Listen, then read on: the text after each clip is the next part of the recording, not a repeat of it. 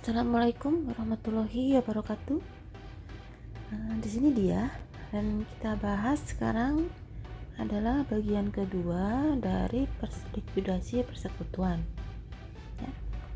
Nah, tujuan pembelajaran kita yang keempat di sini adalah mahasiswa harus memahami likuidasi yang bertahap ya ini. Likuidasi bertahap. Nah, apa itu likuidasi bertahap?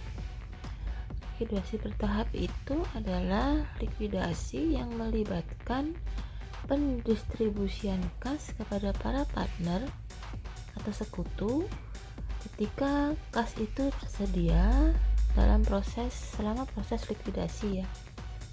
Sebelum all liquidation gains and losses have been realized. Jadi sebelum semua aset non kas itu dijadikan kas. Artinya begini, likuidasi bertahap itu adalah setiap kali kas itu tersedia, kas itu langsung dibagikan meskipun semua aset non kas itu belum menjadi kas, atau semua laba rugi likuidasi atau untung rugi likuidasi itu direalisasi ya. Nah, ini contohnya, ilustrasinya. Nah, persekutuan DKR, Debken dan Ren itu akan dilikuidasi as soon as possible ya, secepatnya setelah 31 Desember 2016. Semua kas yang ada, yang online itu artinya yang tersedia, kecuali 20.000 itu akan didistribusikan pada setiap akhir bulan ya, at the end of each month. Kemudian laba rugi atau untung ruginya, pembagian laba ruginya DKR adalah 5:3 dan banding 2 ya, atau 50%, 30% dan 20%. Nah, ini adalah neraca sebelum dilikuidasi ya. Ada kas, dan jangan lupa yang perlu kita perhatikan adalah ini ya, yang terkait dengan utang piutang pada para sekutu ya. Jadi di sini yang perlu kita perhatikan utang piutang sekutu, dan kemudian ini adalah hutang prioritas atau hutang yang harus mendapat prioritas pertama untuk harus dibayar. Nah, ini adalah likuidasinya. Ternyata likuidasi ini membutuhkan waktu 4 bulan ya. Januari 2017 ini pinjaman atau lunturan tuh yang mana tadi ya? Lunturan ini ya. Tagihan kepada Ren itu akan di offset ya dengan saldo modalnya. Lalu goodwill dihapus bukukan, dan 200.000 itu berhasil ditagih untuk account tuh, artinya dari piutang ya. Kemudian persediaan dengan harga 160 itu bisa dijual dengan harga 200. Artinya apa? 160 dijual 200, tadi di sini ada gain ya, ada untung ya, itu penjualan persediaan. Kemudian non owner liabilities are settled. Jadi ini non owner itu artinya liabilitas yang bukan pemilik, artinya adalah liabilitas eksternal ya. Settled itu dibayar at recorded values, jadi sesuai dengan nilai bukunya. Setelah itu kas yang sisa itu didistribusikan. Ini Januari, dan kemudian Februari dan seterusnya ya. Nah, ini Januari. Kita lihat di sini aset non kas itu adalah semua aset ya. Kita lihatnya 240 adalah kas ya kan. Kemudian aset non kas itu sisanya ya. Kalau 1,4 dikurangi 240 berarti aset non kasnya adalah 1,1 160 ya kan. Di sini terusnya adalah 1160. Nah, dikatakan tadi tagihan kepada REN itu di offset, sehingga tagihan ke REN ini dikurangi dan juga mengurangi modal REN. Lalu ada goodwill yang dihapus buku, karena goodwill itu aset non kas, dikurangi juga penghapus bukuan, berarti ada rugi yang harus didistribusikan kepada masing-masing sekutu sesuai dengan persentase kepemilikan ya, ini dikurangi. Jangan lupa ya, ini tetap harus sama ya, seperti biasa, seperti persamaan akuntansi. Lalu untuk penagihan piutang tadi berhasil ditagih adalah 200, non kasnya masuk menjadi kas 200 ya. Di sini nggak ada bagian laba ruginya, karena di sini yang ditagih sama yang diterima kasnya itu sama. Kemudian ada penjualan persediaan, di aset non kasnya berkurang 160, kasnya bertambah 200. Nah, selisihnya 40 itu didistribusikan sesuai dengan untung rugi persentase ya. Jadi ini 40 kalikan 50%, 20, 40 kalikan 30%, 12, dan seterusnya. Nah, setelah itu udah selesai kan bulan Januari, maka kita jumlahkan di sini masuk ke dalam saldo 31 Januari pre-distribution ya, sebelum kas didistribusikan. Kita jumlah saja, sekali lagi harus saudara cek ya, ini sama atau enggak antara aset non aset dan utang-utang dan modal. Kemudian ini kita bagi, bagiannya adalah ini. Nah, sebelum kita bagi, ini kita lihat di sini kan, kenapa kok yang dibagi hanya CAN saja, yaitu utang eksternal. Ini kan eksternal kreditor ya, eksternal itu dibayar dulu, kemudian ada sisa 120. Ingat ada 20 yang tidak boleh dibagikan tadi untuk kontingensi ya. Ini ada 120, kenapa 120 ini tidak dibagi ke DKR tapi hanya ke K saja atau ke CAN saja? Kita lihat jurnalnya ya. Nah, ini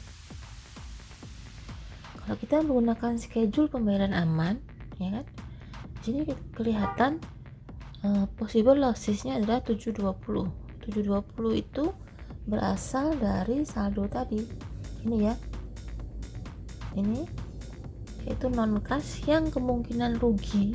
Ingat ya, kalau kita membuat membagi likuidasi ada dua asumsi yang kita perhatikan. Yang pertama adalah semua aset itu dianggap kemungkinan rugi tidak bisa dijual, kemudian seluruh sekutu dianggap itu tidak mampu ya. Jadi 720 ini adalah semua aset non kas yang dianggapnya seolah diasumsikan tidak laku dijual.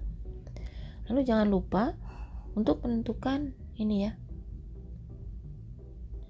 ini adalah ekuitas ya, ekuitas masing-masing sekutu 340, 360 dan 160. Dari mana ini? Ini kita lihat lagi di sini kan sudah ada nih 340. Jangan lupa ekuitas itu adalah modal plus minus utang piutang ya. Tadi karena piutangnya sudah dihapus di offset dengan modal, tinggal sekarang utang kepada sekutu yang belum di offset, belum ditambahkan. Jadi sehingga di sini ditambahkan karena utang kan tidak bisa di offset, ditambahkan ke modal, sehingga untuk CAN 360 dan untuk REN 160 ekuitasnya. Ini 360 dan 160. Nah, kemudian 720 ini dialokasikan ke masing-masing sekutu dengan sesuai dengan persentase bagian laba rugi ya.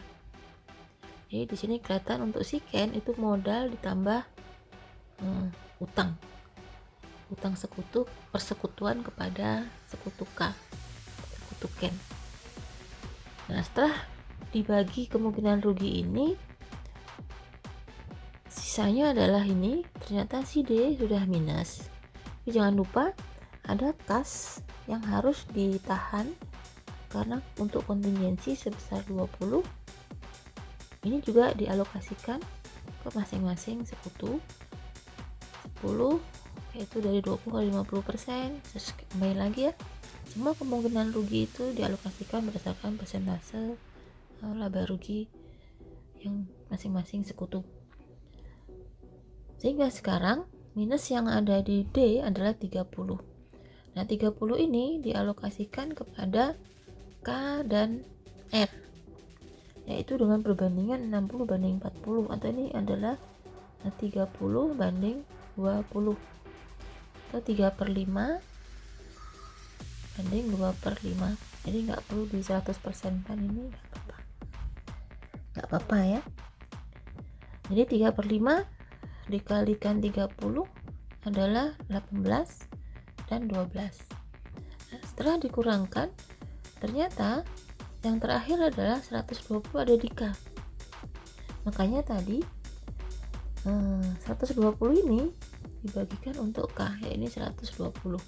Ingat, sesuai dengan urutan pembagian kas saat likuidasi, maka pinjaman ke K dulu yang harus dibayarkan sebesar 20, kemudian baru memodalkan sebesar 100. Jadi total 120, sehingga saldo 1 Februari adalah ini ya.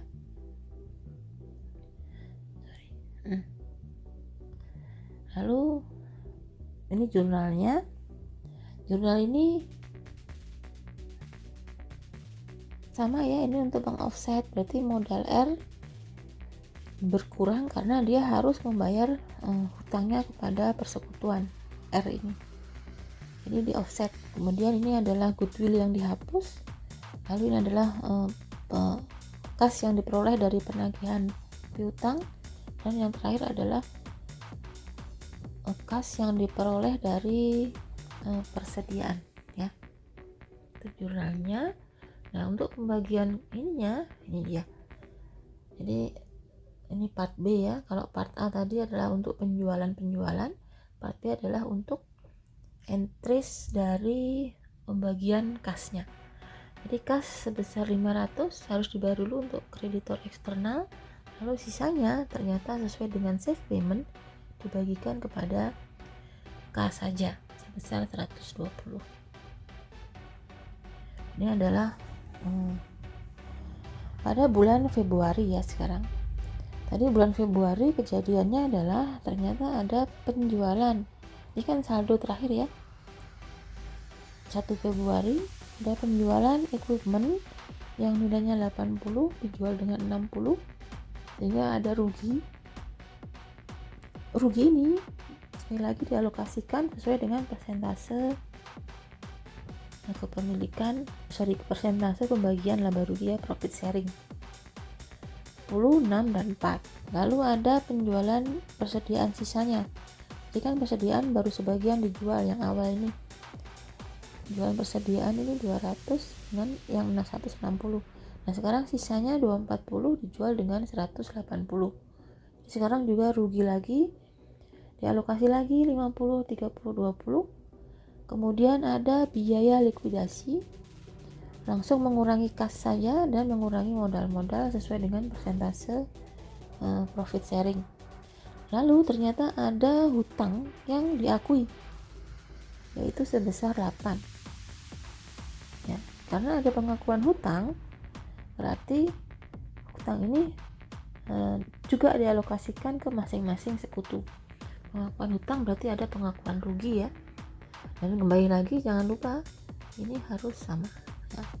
Ini semua harus sama supaya tidak terjadi ya, pokoknya sama ya antara. Jangan sampai nanti kalau nggak sama, biasanya terjadinya adalah saldo akhir tidak nol ya, ketika di likuidasi akhir.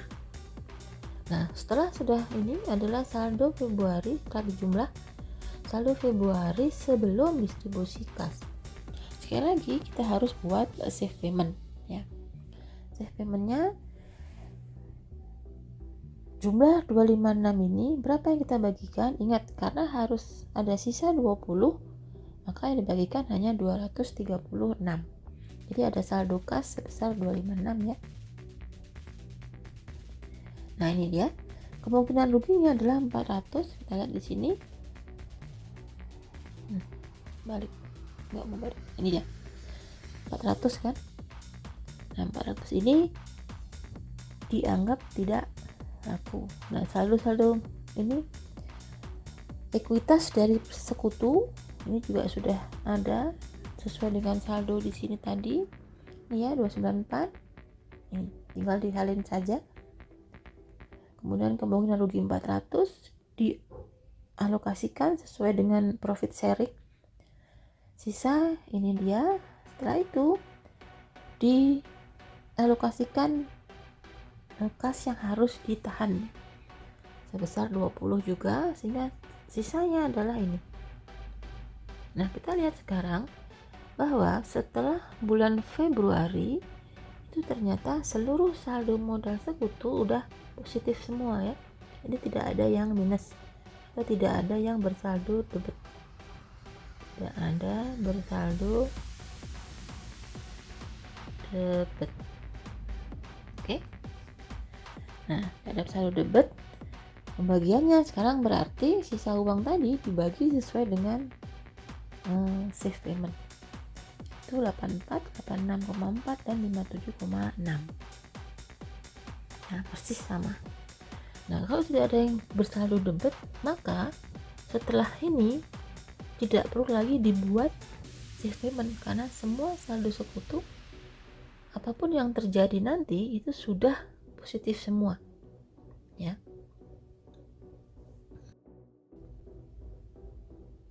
Nah, sekarang ini adalah likuidasi bulan Maret ya kan.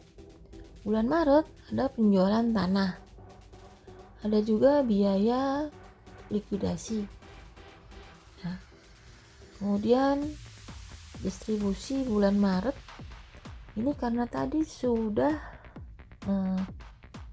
saldo-saldo tadi kan sudah positif semua ya kan, maka untuk distribusi pada bulan Maret ini langsung ini tidak perlu lagi dilakukan pembuatan save payment, tapi langsung dibagi berdasarkan profit sharing ya, yaitu 50, 30, 20 karena tadi kan di bulan Februari save paymentnya sudah positif semua. Ini dia. Lalu di bulan April ada penjualan equipment sebesar 150, equipmentnya 220 dijual dengan 150, ada rugi, ini dialokasi. Kemudian ada sisa piutang yang di write off, dihapus buku, juga dialokasi sesuai dengan 50, 30, 20 profit sharing ya. Nah, kita lihat sekarang sudah sisa 170 uang kas yang harus dibagi, ini dibagi semua karena bulan April kan sudah selesai proses likuidasinya. Pembagiannya ya tinggal sisa saldo modal saja langsung dibagi. Jadi jangan dikalikan lagi dengan persentase distribusinya ya, persentase profit sharing, tetapi langsung sisa-sisa yang ada karena sudah berakhir harus dibayarkan seluruhnya, sehingga nanti ketika likuidasi selesai itu semua harus posisinya harus nol ya. Ini nol semua. Tadi adalah save payment. Nah, pembelajaran kita yang kelima ini adalah belajar tentang rencana distribusi kas untuk likuidasi bertahap. Nah, kenapa ada rencana distribusi kas untuk likuidasi bertahap? Jadi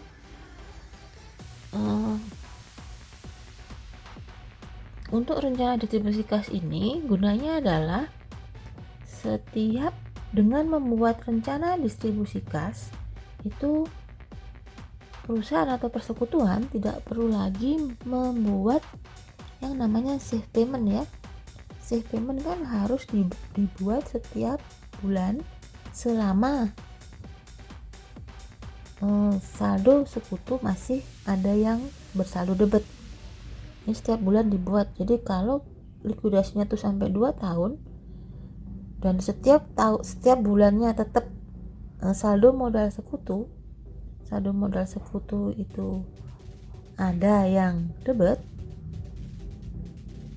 maka setiap bulan harus membuat safe payment.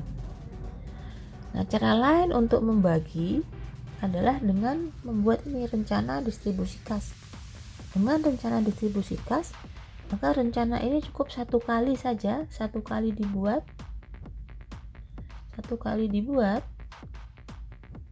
Ini bisa untuk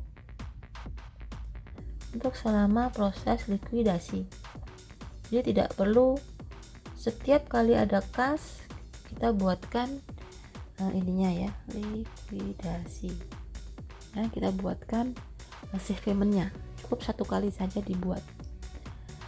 Nah, pembuatan rencana distribusi kas ini itu melibatkan, pertama adalah melakukan ranking ya, melakukan peringkat sekutu mana yang paling vulnerable ya, jadi yang paling tidak mampu kalau terjadi kemungkinan rugi. Jadi kita rankingkan sekutu mana yang paling kaya atau yang paling miskin, gitulah istilahnya ya. Nah, ini rankingnya. Cara membuat ranking adalah ini, yaitu dengan ekuitas sekutu. Ini ekuitas dari neraca awal ya, sebelum likuidasi. Tadi kan sudah kita bahas 340, 360 dan 160. Kemudian profit sharingnya adalah 50%, 30% dan 20%. Ini dibagi dengan persentase profit sharing ya. Persentasenya, rasio profit sharing. Nah, ini dibagi, maka hasilnya adalah kemungkinan potensi rugi yang bisa diterima atau bisa diakui oleh masing-masing sekutu. Kita lihat di sini, debt ternyata hanya bisa menerima potensi rugi 680. Sementara K bisa menerima potensi rugi 1200 dan R, ini dalam ribuan ya, bisa menerima potensi rugi sebesar 800. Artinya apa? Yang paling tembus ya, yang paling tidak mampu menerima rugi adalah D. Lalu yang kedua adalah R dan yang terakhir adalah K ya. Jadi kita ranking seperti itu. Ini langkah pertama. Kemudian langkah kedua, kita membuat asumsi schedule untuk mengasumsikan bagaimana penyerapan rugi dari masing-masing sekutu.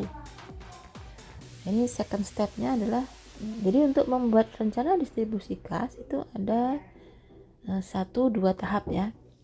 Nanti tahap ketiga adalah membayar rencana distribusi kasnya.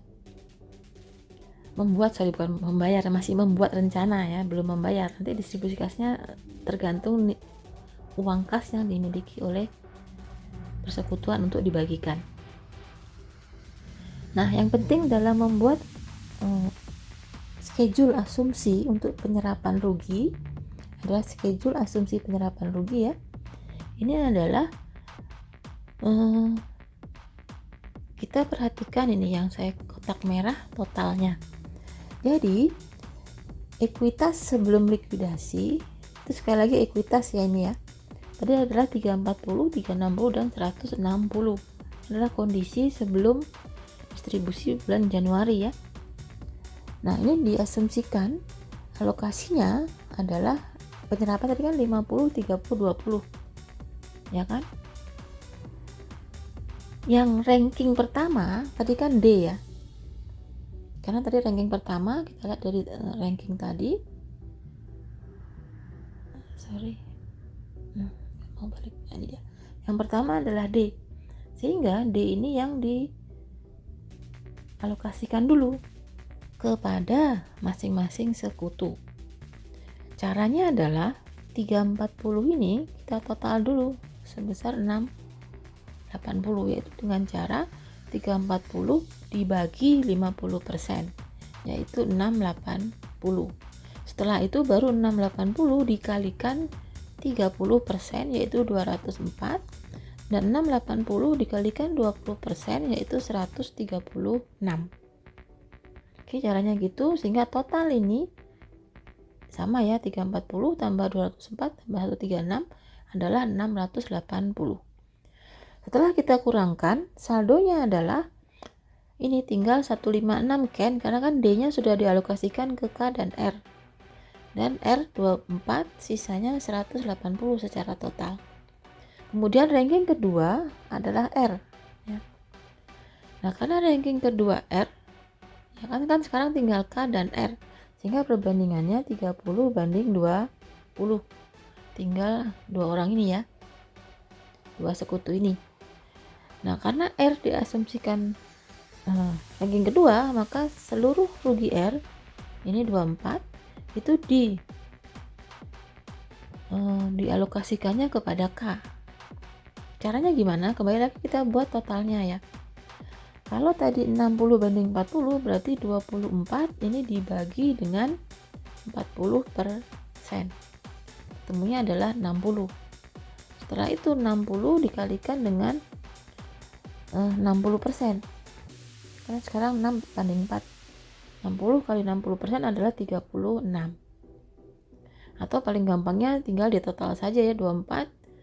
60 kali 24, 36. Itu juga bisa. Kalau tinggal berdua, tinggal bertiga lagi. Kalau misalkan persekutuannya ada 5 orang, ya harus dikalikan seperti yang pertama ini ya.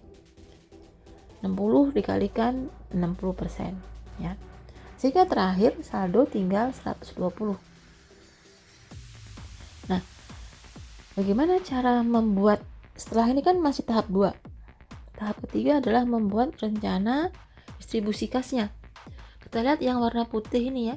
Jadi rencana pertama 120 dan rencana kedua adalah 60. Rencana ketiga adalah ini kan. Ini sudah dibagi dengan sesuai dengan profit sharing. Ya. Nah, kita lihat ini rencana distribusi kasnya.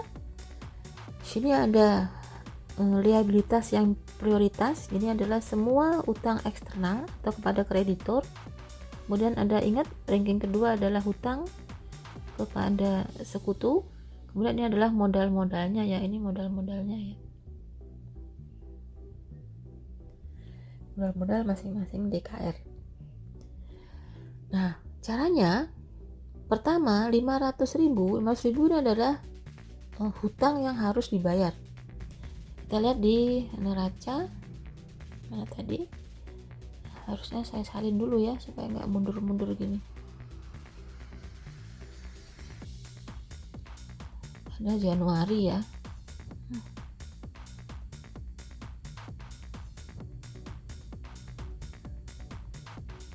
Hutang. Mana neracanya tadi? Ini dia. Neracanya ini kan safe payment ya. Ilustrasi nggak apa-apa lah. Ini kan saldo 1 Januari kan. Ini hutangnya adalah 500. Nah, hutang prioritas ini harus dibayar dulu. Tadi itu. Sehingga ketika ada uang, kalau perusahaan memiliki uang, 500 pertama itu harus dibagikan atau dibayarkan untuk kreditor eksternal. Makanya di sini 100% ke kreditor eksternal ini. Setelah itu, yang kedua adalah untuk utang kepada sekutu. Tadi kan sisanya di sini sesuai dengan rencana, ini kan 120. 120 ini semua untuk K. Ya. Sehingga di sini untuk rencana distribusi kasnya ini adalah 120. Ya kan? 120. 120 ini 20-nya adalah untuk 100% untuk membayar utang ke K, dan 100-nya kemudian untuk ke modal K. yaitu 100% untuk modal K. Kemudian kalau ada uang kas lagi, ini 60. Ini dari sini tadi yang saya bilang yang kita lihat adalah saldo yang putih. Ini ya, yang 60 berikutnya. Jadi setelah 120 sekarang adalah yang 60 ini. Ya. 60 ini adalah dibagikan dengan perbandingan 60% dan 40% untuk K dan R. Kita lihat tadi di sini kan, ini 60 banding 40% atau 30/20. 30 banding 20 ya. Ini 3/5, ini 2/5 bisa ya, seperti itu. Kemudian sisanya, karena sekarang sudah sesuai dengan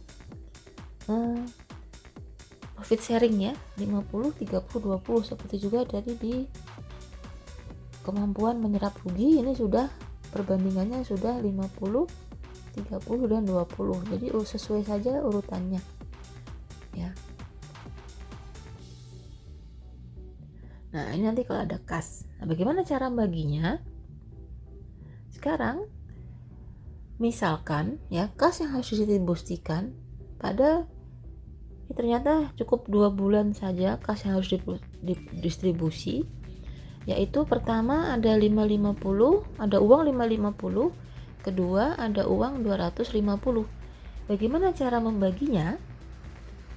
Nah, cara membaginya ini sudah schedule distribusi kas ya, bukan rencana. Tadi sudah dibuat rencana. Nah, sesuai dengan rencana, maka 100% 500 itu distribusikan untuk utang prioritas ya, atau utang kepada kreditor eksternal 500. Kemudian kan masih ada 50 kan, ini 50-nya itu utang ke K dulu sebesar 20. Tadi sesuai dengan rencananya kan, 20 next. Kalau ada uang kas tersedia, next 100% adalah untuk membayar utang K. Setelah itu kepada modal K ya kan.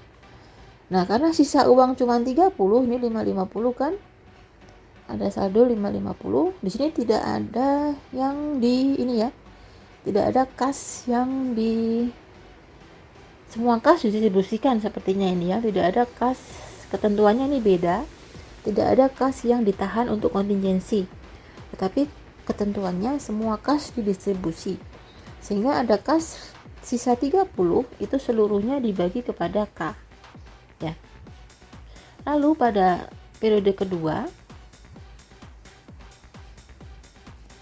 ada uang 250 ya kan. Uang 250 ini bagaimana membaginya? Membaginya ke K dulu sebesar 70. Kenapa 70? Tadi kan K itu sesuai dengan rencananya. Ini kan ada 100, next ini 100 ditujukan kepada K ya. 100 ini untuk modal K ya.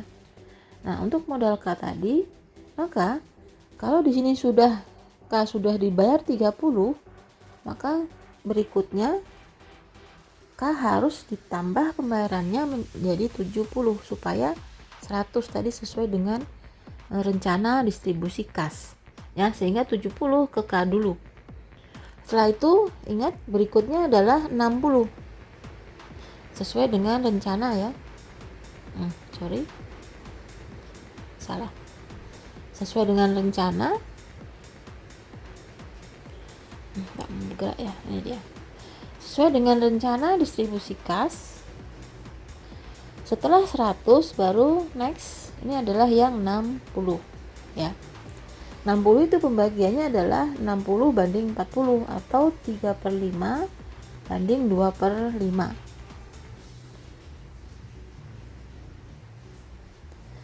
Ini dia 60, pembagiannya adalah 60% dikalikan 60, 36 dan 24. Setelah itu sisanya, karena ada 250, sisanya dibagi dengan 50 banding 30 banding 20. Nah, sisanya dibaginya ini. Jadi caranya seperti itu. Tidak perlu lagi setiap bulan membuat save payment ya. Cukup satu kali membuat rencana distribusi kas, Kemudian kasnya bisa dibagikan setiap bulan tanpa lagi membuat save payment sesuai dengan rencana distribusi kasnya. Kalau sudah 50, 30, 20, maka berikutnya kalau ada ketiga ada uang kas lagi sebesar misalkan 50, maka uang kas ini dibaginya sudah 50, 30, 20. Udah nggak usah lagi memikirkan persentase yang lain karena sudah sampai pada persentase profit sharing ya. Kemudian kalau ini sudah terakhir, yang ini terakhir, maka tinggal dari saldonya saja, jangan dikalikan persentase lagi. Kalau sudah akhir ya, baru saldo modal ya. Oke, sekarang mari kita bahas contoh, ini contoh ya. Untuk likuidasi bertahap. Di sini ada persekutuan GHIJ yang bersiap untuk melakukan likuidasi, di mana rasio profit loss sharingnya dan neraca ringkas seperti ini. Ada kas 100.000, kemudian ada aset non kas. Aset non kasnya berarti kan kalau ini 465 dikurangi 100 berarti 365.000. Lalu ada hutang kreditor eksternal dan ada modal ya. Masing-masing sekutu, plus ini adalah profit loss sharing, persentase rasio pembagian laba rugi. Nah, diminta partnership ini sepakat mengantisipasi adanya likuidasi bertahap karena mungkin udah tahu bahwa untuk mengubah non kas menjadi kas itu butuh waktu lebih dari 1 bulan ya. Nah, oleh karena itu diminta membuat rencana distribusi kas, di mana rencana ini termasuk adanya kontingensi sebesar 50.000 untuk biaya-biaya selama proses likuidasi ya. Kemudian di bulan Januari yang dilakukan oleh organisasi atau persekutuan ini adalah berhasil menjual persediaan 100.000, di mana persediaannya juga 100, jadi tidak ada rugi ya atau untung. Lalu kreditor eksternal dibayar dulu dan 50-nya disisakan untuk kontingensi. Nah, persekutuan ini sepakat bahwa saldo-saldo pinjaman itu ditutup ke modal dan sisa kas dikurangi dengan dana kontingensi ini didistribusikan kepada sekutu. Pertanyaannya, berapakah jumlah yang harus distribusi kepada para sekutu? Nah, mari kita buat dulu adalah rencana distribusi kas. Rencana distribusi kas itu butuh 3 step ya. Step pertama adalah menentukan ranking. Ini ranking ya. Kemudian step kedua adalah menentukan schedule penyerapan rugi. Yang ketiga baru membuat rencana distribusi kas ya. Nah, untuk menentukan ranking kita buat di sini adalah sekutu GHIJ dan jangan lupa ini ekuitas ya. Ingat, ekuitas adalah modal plus minus hutang piutang ya. Jadi plus modal plus hutang atau modal minus piutang. Sehingga ekuitasnya ketemunya 150, 150, 50 dan 55. Kita lihat di sini di soal. Kita lihat soalnya. Lalu soal. Nah, ini 150 untuk H 160, tapi ingat ini H ada piutang ya. Ini ada piutang 10. Sehingga H ini tinggal 150 karena plus minus tadi. Dan 50 serta 55. Udah betul ya. Setelah itu dibagi dengan rasio laba ruginya. Pembagiannya adalah 40%, 30%, 20% dan 10%. Setelah dibagi, ingat ya, ini dianggap sebagai kemampuan untuk menyerap rugi. Nah, kemampuannya adalah ranking yang pertama, yang paling lemah adalah si I ya. Yang pertama I, kemudian yang kedua G, yang ketiga H, dan yang keempat J. Dilihat dari ini ya, jumlah kemampuan menyerapnya. Yang paling bisa menyerap atau yang paling kaya lah istilahnya adalah si J. Dia ranking keempat. Setelah membuat ranking ini, lalu kita buat schedule menyerap rugi. Jadi penyerapan rugi ini diserap sesuai dengan rankingnya ya, dialokasikan ke sekutu sesuai rankingnya. Nah, pada pertama kan rasionya masih 4, 3, 2, 1 ya, 40%, 30%, 20%, dan 10%. Jadi 4 banding 3 banding 2 banding 1. Nah, di sini yang pertama kali ini ranking ke-1 adalah I, ya kan? Ranking ke-1 I ini punya modal 50. Nah, ini kemudian ditotalkan dulu, dibagi dengan 20% adalah 250.000. Setelah itu 250.000 dikalikan 40% itu 100, dikalikan 30% 75, dan dikalikan 10% adalah 25. Sekarang setelah kita kurangi, kita jumlahkan ya. Sekarang ini ranking kedua adalah si G ya. Ini G, ini ranking kedua. Lihat sini G adalah ranking kedua. Ranking kedua G saldonya sekarang 50. Nah, 50 ini akan dialokasikan kepada H dan J. Ya. Tadi I-nya kan sudah hapus nih yang 20. I-nya sudah nggak ada, tinggal sekarang 4, 3, 1.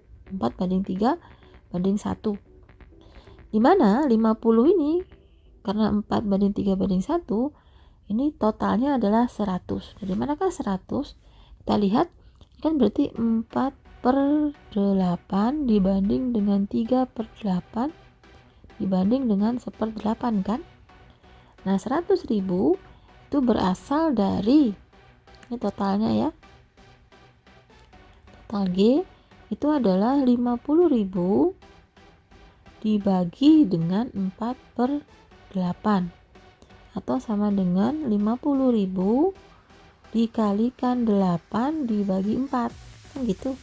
Ini dicoret sisa 2, maka totalnya adalah 100.000. Ini dia ya, total ini 100.000. Oke, setelah itu baru 100.000 dikalikan dengan 1/8 untuk J 12,5, dan 100.000 dikalikan dengan 3/8 untuk H 37,5. Lalu kita kurangkan, kita jumlah ya. Sekarang ranking ketiga adalah H. Ini adalah ranking ketiga. Jadi H 37,5 ini dialokasikannya untuk J ya, sehingga pembandingannya ada 3 banding 1. Karena kan yang 4 udah nggak ada nih sekarang. 3 banding 1 berarti 3/4 dibanding dengan 1/4. Alokasinya ke J itu bukan terus 37 ini dialokasikan semua ke J, enggak. Tapi sekali lagi dihitung totalnya dulu. Ya, totalnya itu berasal dari mana? 50, yaitu total untuk H itu adalah 37.500 dibagi dengan ini 3/4 atau sama dengan 37.500 dikali 4 dibagi 3. Totalnya adalah 50.000 ya.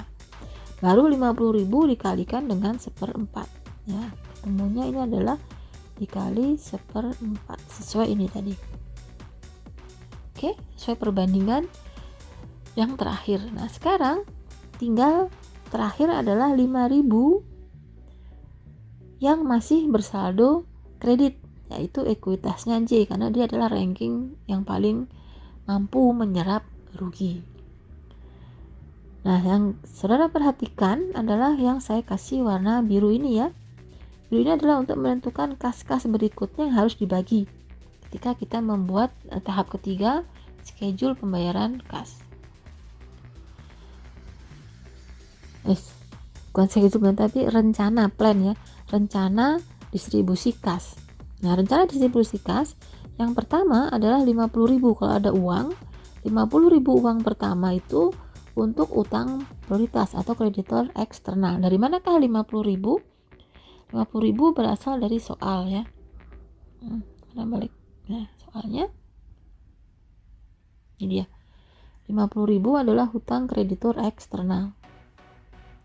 Kemudian jangan lupa ada 50.000 lagi ini yang dipakai untuk kontingensi ya. Sehingga 50.000 berikutnya adalah 100% untuk kas kontingensi, jadi jangan dibagi dulu. Kemudian setelah 50.000 tadi, sekarang adalah 5.000 berikutnya. Dari manakah 5.000? Itu berasal dari step kedua tadi. Sini ada 5.000 yang menjadi hak J dulu. Jadi modal J dulu yang harus dibayarkan atau dikembalikan. 5.000 berikutnya ini 100% untuk modal J. Setelah itu 50.000 berikutnya lagi, jadi kalau ada uang kas lagi 50 berikutnya, ini dia yang warna biru saya bilang tadi. 50 berikutnya itu adalah dengan perbandingan tadi kan 3:1 ya, ini 3:1. Berarti di sini adalah 1/4, ini adalah 3/4.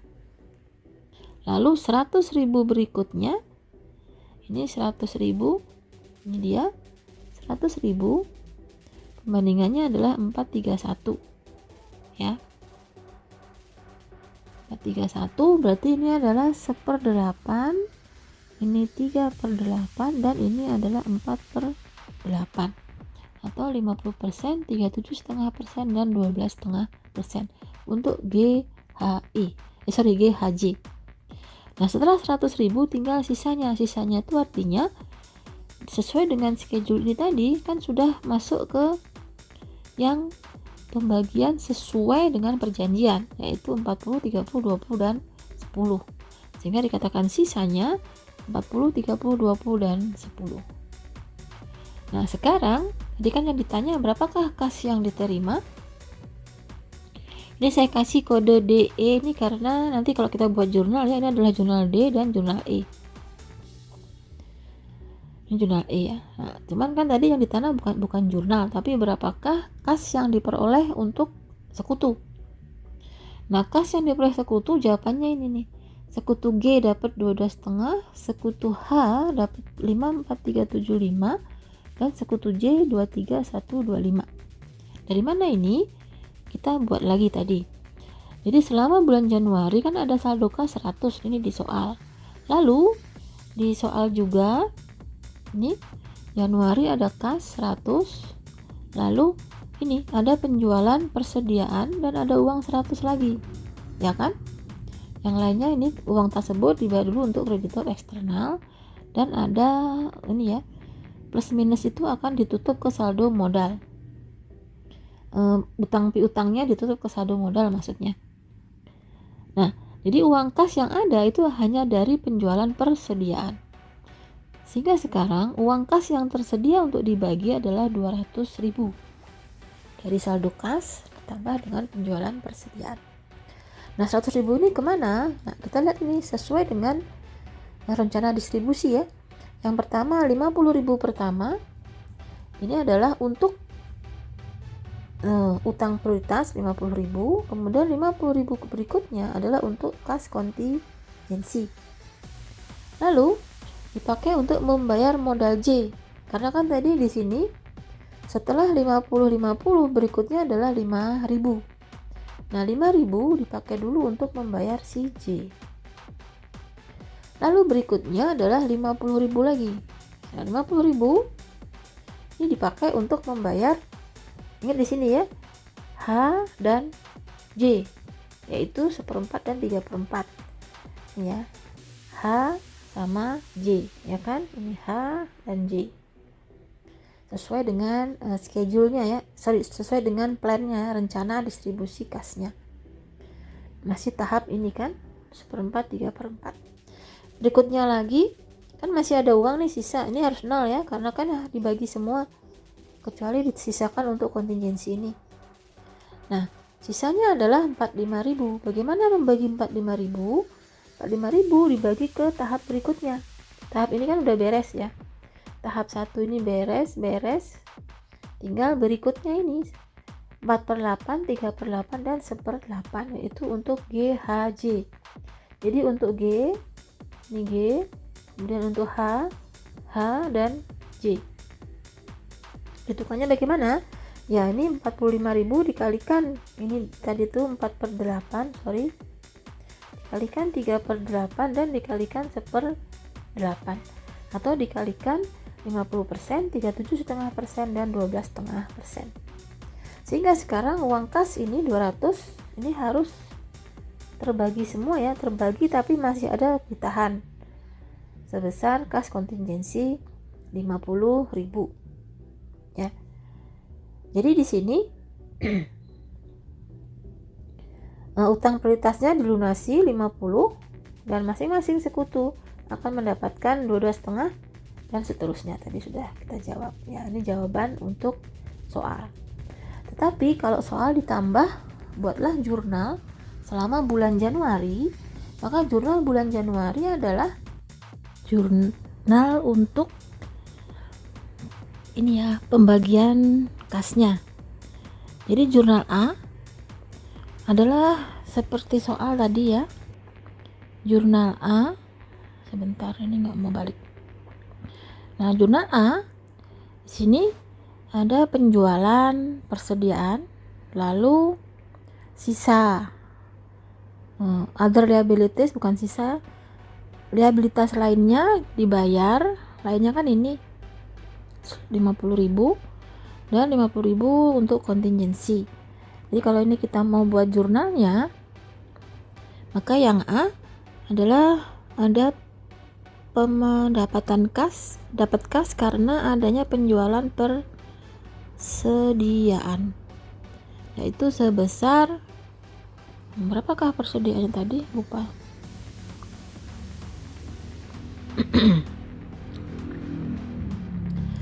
Persediaannya 100.000 ya, dijual juga 100.000, jadi tidak ada untung rugi penjualan persediaan 100.000.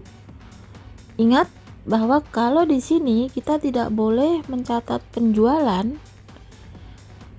dengan debit kredit penjualan ya. Biasanya kan kalau catat penjualan kas pada penjualan. Nah, ini nggak boleh, karena kalau likuidasi itu kita tidak boleh menggunakan akun-akun di laba rugi. Yang kita pakai hanya akun di neraca. Nah, akun neraca adalah persediaan. Kemudian jurnal B adalah untuk mengoffset tadi utang piutang ya. Karena tadi ada piutang dari si H kalau tidak salah ya. Ini ada H, ada piutang sebesar 10, ini di offset ke modalnya, sehingga saldonya adalah modal H pada piutang H sebesar 10.000. Ini adalah untuk mencatat offset piutang H dan modal H. Kemudian yang ke C tadi membayar dulu. Membayar, jangan lupa utang prioritas ya. Other liabilities atau liabilitas lainnya pada kas. Tadi sebesar adalah 50.000. Jadi ini membayar hutang kreditor eksternal ya. Atau membayar hutang lainnya. Kemudian yang D, tadi seperti yang sudah saya berikan tanda ini, penjualan persediaan D. Penjualan persediaan tadi saldonya apa? A ya, salah ya. Ini salah tanda ya kayaknya. Ini harusnya A, ini harusnya D. Salah tulis. Ini D. Ya. Nah, yang D itu adalah sekarang membagi kas yang tersedia, yaitu dengan diserahkan kepada modal siapa saja tadi.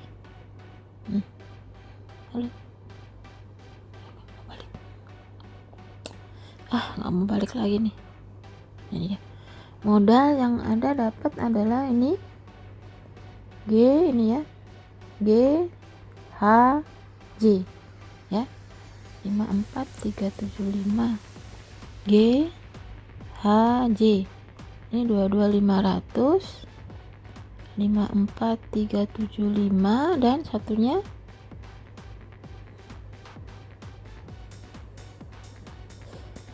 susah sekali baliknya. Kebanyakan. 23125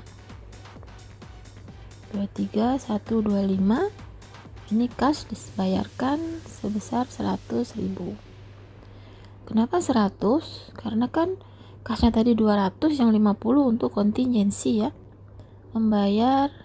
Membagi kas kepada sekutu kecuali 50.000 untuk kontingensi.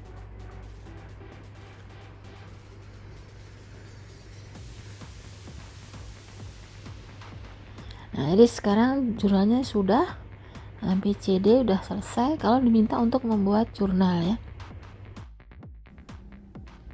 Selanjutnya silakan dikerjakan, di scan atau klik ini link, bisa diklik untuk 17.3 ya.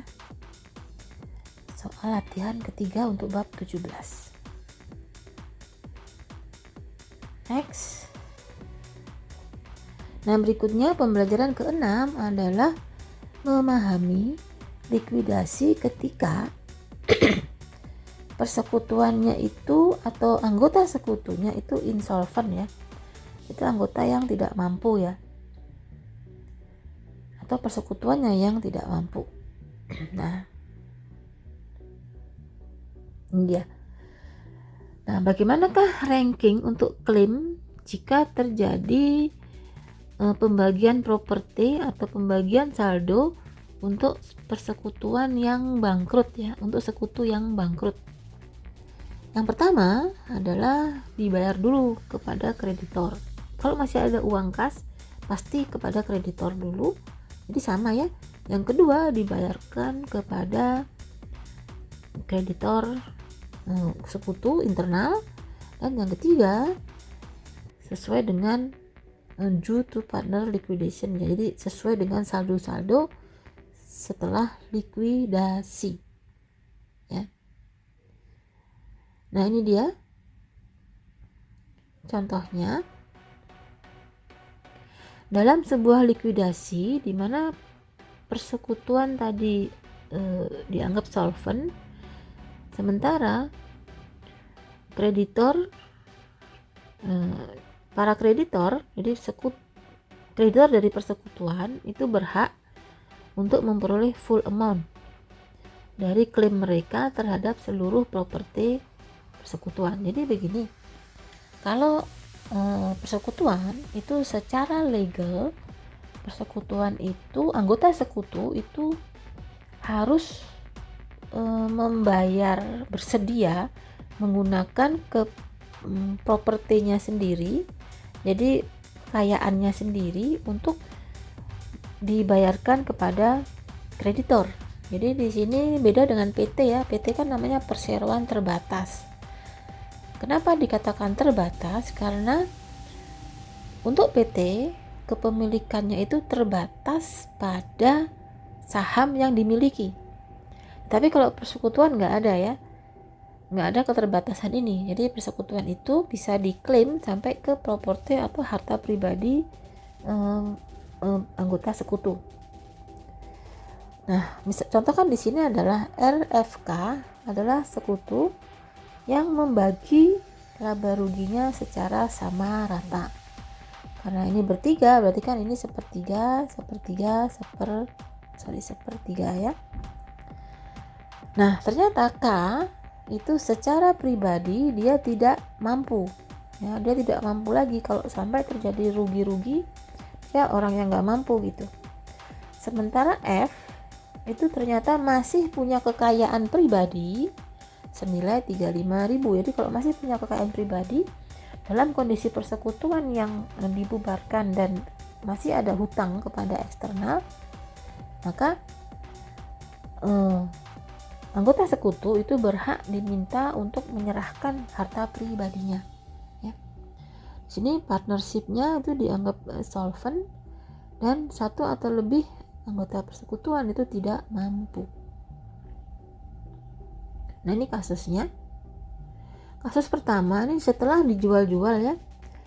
Anggap saja setelah melakukan proses likuidasi, hasil akhirnya itu di kasus pertama, di mana masih ada hutang sebesar 90.000 kredit, tetapi saldo sekutu itu masih bersaldo debit. Karena tadi kan proses likuidasi selesai, perubahan aset non kas menjadi kas, itu tinggal membuat modal sekutu itu menjadi bersaldo debit. Nah, di sini masih ada uang kas. Di sini kan udah nggak ada kas nih karena selama proses persekutuan udah nol semua.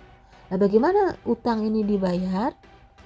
Kasus pertama adalah ini ya. Kalau kasus pertama ini masih kondisinya ya before dibayar ya, sebelum dibayar. Setelah itu kasus kedua, dimana kasus kedua ini Kate itu insolvent ya. Kalau K itu insolvent, maka saldo debit K itu dialokasi ke sekutu lain. Nah, di sini K kan 30 nih saldo debitnya, dialokasikannya karena ini equal, berarti dialokasikannya setengah kepada R dan F ya, R dan F. Nah, kemudian di case ketiga ini K kan insolvent ya kan. Nah, tapi F tadi kan masih punya harta 35.000, maka F itu menyetor kas, sehingga menyetor kas sebesar 35.000. Sementara saldo debitnya itu sekarang sisa 10 ya. Dan saldo debit R itu juga sisa 45. Nah, dalam kondisi ini maka saldo debit F itu diserap oleh si R kalau R itu mampu juga ya. Ini kasusnya seperti ini. Jadi kalau kita mau menjurnal kasusnya, kasus 1 kan itu kondisi sebelum ya. Tapi case 2 di sini dikatakan K itu tidak mampu sehingga saldonya dialokasi. Maka jurnalnya adalah untuk case 2 jurnalnya adalah modal F ya, R dan modal F pada modal K. Ini 30.000 dibagi 15.000 dan 15.000 kasus kedua. Kemudian di case ketiga ini kan alokasi saldo debit modal K yang tidak mampu. Oke. Kemudian kasus 3 F berhasil punya uang harta ya pribadi, jadi F akan membayar kas pada modal F ini sebesar 35.000. Ini mencatat pembayaran saldo modal F. Modal F ya, pembayaran F. Tapi cuma 35. Meskipun tadi dia sudah debit sebesar 45. Sehingga saldo terakhir adalah kasusnya ini. Nah, kalau ini dianggap adalah F sudah tidak mampu, maka F akan diserap. Saldo R ya pada saldo F sebesar 10.000 diserahkan kepada si R karena R dianggap paling mampu. Nah, kalau dianggap paling mampu, maka ini adalah mengalokasi ya, alokasi modal F, modal debit F ya, debit yang sudah tidak mampu lagi ya, yang sudah tidak mampu. Maka sekarang kan tinggal semua ada di R ya. Nah, R juga harus menyetorkan uang nih, kas pada modal R sebesar, lihat di sini. Sekarang kan sudah 55 ya, sekarang saldonya si R. Jadi kas sebesar 55.000. Ini setoran R untuk persekutuan. Modal debitnya R ya, debit. Nah, jurnal berikutnya adalah membayar ke kreditor eksternal. Kan sekarang udah terkumpul kan 90, sehingga utang usaha atau kreditor eksternal pada kas sebesar 90.000. Ini membayar ya, dibayarkan.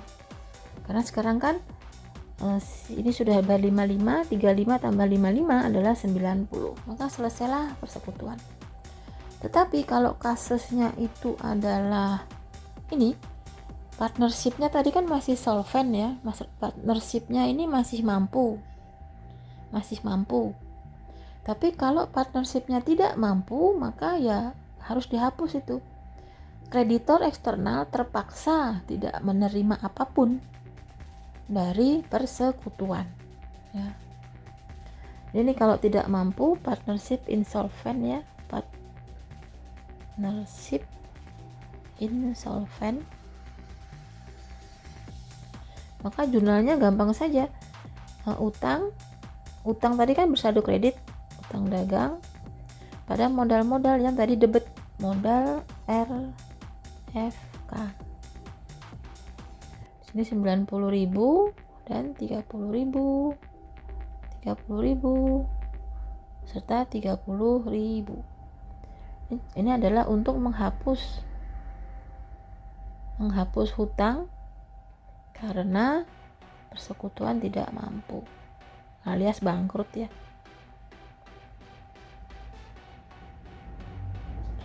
Dengan jurnal ini kalau partnershipnya insolvent ya, maka saldo-saldonya menjadi 0. Saldo semua adalah 0. Begitu ya. Ini adalah penjelasannya nih, insolvent partnership. Jadi ketika partnershipnya itu insolvent, maka kas yang tersedia artinya tidak mampu untuk membayar kreditor.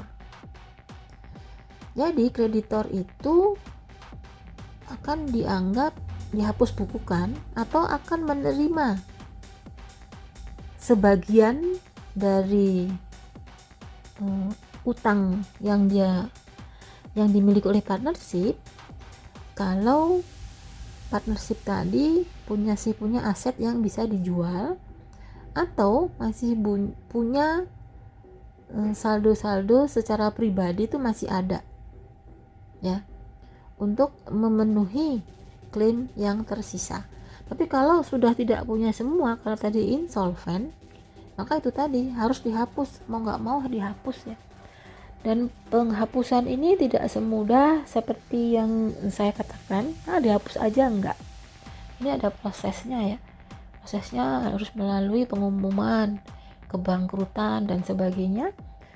Begitu juga proses pajak, jangan lupa ya, kalau sebuah perusahaan dilikuidasi, pajak itu harus dibayar dulu, dienolkan dulu kewajiban pajaknya. Nah sisanya baru kemudian dihapus. Nah kalau udah dihapus, kreditor nggak bisa apa-apa lagi nih, karena sudah melalui lelang dan sebagainya, tetap tidak ada remaining kasnya, nggak ada, remaining asetnya nggak ada, jadi aset tersisanya udah nggak ada lagi. Maka itu adalah ini tadi keputusan terakhir, ini dihapus ya, dia dihapus. Ini kalau prosesnya lama ini ya, tidak semudah ini, tapi kalau di soal masih teori gini ya dihapus gitu saja, gampang sekali. Oke, dan sekarang adalah tugas terakhir, yaitu soal latihan keempat. Untuk bab 17 silahkan dikerjakan, waktunya 1 minggu ya, sejak materinya sesuai dengan silabus ya. Nah, berakhirlah chapter 17. Jika ada pertanyaan, tanyakan di kelas. Dan sekali lagi, never compromise your integrity. Jadi pertahankan integritas mahasiswa. Semoga bermanfaat. Wassalamualaikum warahmatullahi wabarakatuh.